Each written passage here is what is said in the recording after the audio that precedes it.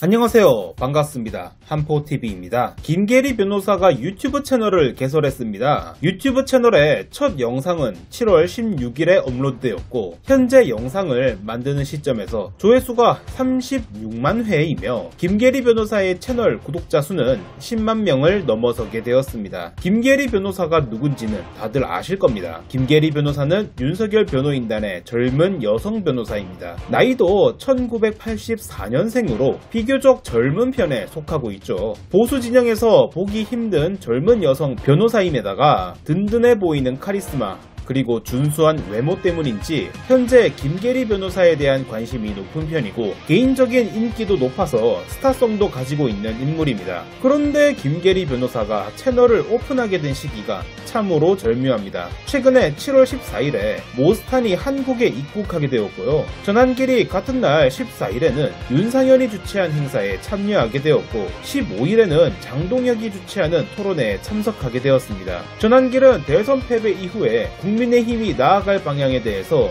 이야기를 하겠다면서 하는 말이 비상계엄 옹호와 부정선거 주장이었습니다. 그 이후에 전한길은 모스탄을 데리고 다니면서 부정선거를 외치면서 윤석열 석방을 주장하고 있습니다. 그리고 시기에 맞춰서 김계리가 유튜브 채널을 개설하게 되었고 그 수치는 10만 구독자를 달성하게 되었습니다. 아무리 봐도 이 행보는 철저히 계산된 움직임입니다. 김계리가 하루 만에 구독자 10만 명을 넘기게 된 것도 어쩌면 저들의 세를 보여주기 위한 행동일 수 있습니다. 여전히 우리가 이렇게 많은 숫자를 가지고 있다. 대세는 여전히 윤어게인이다. 이런 것을 보여주려는 것 같아요. 지금 우리 보수 진영은 어떻습니까? 사실상 보수 진영은 멸종하고 말았습니다. 전한길이 국민의힘에 당원 가입을 했다는 것은 앞으로 국민의힘 정당에서 활동하겠다는 것을 의미하고 있고 앞으로 있을 전당대회에도 이바지하겠다는 것을 의미하고 있습니다. 그런데 국민의힘 국회의원들은 전한길이 국회에 왔다고 우르르 몰려가면서 박수를 치고 환호를 하고 있었다는 것입니다. 그리고 전한길이 하는 말은 윤어게인과 부정선거입니다. 모스탄이 지금 한국에 와서 한다는 말이 자신이 조만간 미국의 높은 자리에 올라가게 된다면 트럼프가 미군을 끌고 와서 총선과 대선을 무효화하고 부정선거의 증거를 가져와서 윤석열을 해방하고 윤석열이 다시 대통령직에 복귀할 것처럼 말하는데요. 안타깝지만 그럴 일은 없습니다. 우리가 이렇게 좌파 진영에게 지고 있는 이유는 아직도 이런 기적만 바라고 있기 때문입니다. 이재명, 정청래, 박찬 등은 갑자기 생겨난 인물들이 아닙니다. 꽤 오래전부터 정치를 해오던 인물들이고 작은 직책부터 하나하나 맡아가면서 권력을 키워나갔던 존재들이었습니다. 예전에 윤석열이 대통령 선거에서 이기고 지방선거에서 이겼을 때 좌파들이 이 모든 선거가 부정선거라고 주장했습니까? 전한길이 윤상현과 장동혁이 주최한 행사에 참여하였고 장동혁에게 우호적인 영상을 업로드하게 되면서 장동혁이 마치 다음 당대표가 되어야 한다는 식으로 주장하고 있습니다.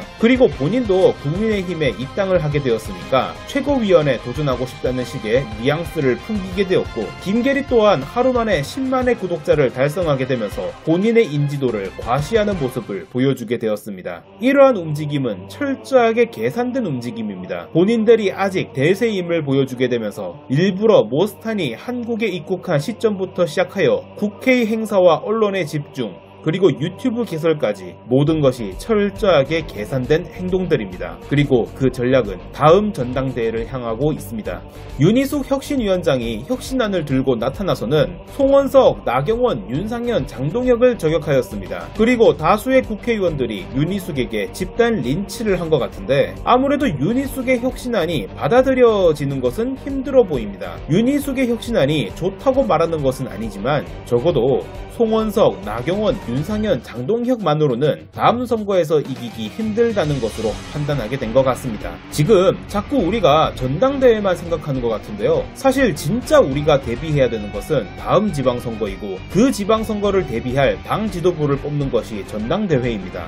우리는 최근에 대선에서 패배했습니다. 그런데 대선 백석 같은 거 안 써도 당원들은 누구 때문에 선거에서 졌는지 너무나도 잘 알고 있습니다. 그러니까 다음 전당대회 같은 경우에는 대선 책임에 대한 하지만 심판적인 성격이 강할 것입니다. 그런데 그것을 대놓고 정면 돌파하려는 것이 이번 전환기를 포함한 윤호개인들의 행동입니다. 그런데 전환기를 포함한 윤호개인들이 당권을 차지하게 된다면 다음 지방선거에서 이길 수 있겠습니까? 저는 좌파들의 장기적인 전략과 좌파들의 접근법에 관하여 이야기를 하였습니다. 그런데 어떤 분들은 이런 이야기를 하더라고요. 우리가 개딸을 따라 하자는 거냐? 라고요.